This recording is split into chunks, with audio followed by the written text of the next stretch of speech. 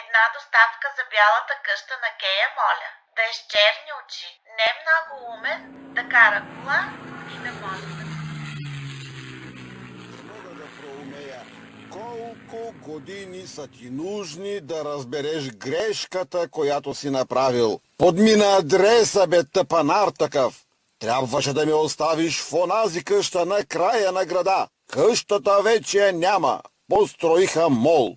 Бъдещите ми родители вече не са живи и бъдещият ми брат е починал от старост. А аз вися в небесата на човката на тъп щъркел. Защо не ме остави на хората, бе, идиот такъв?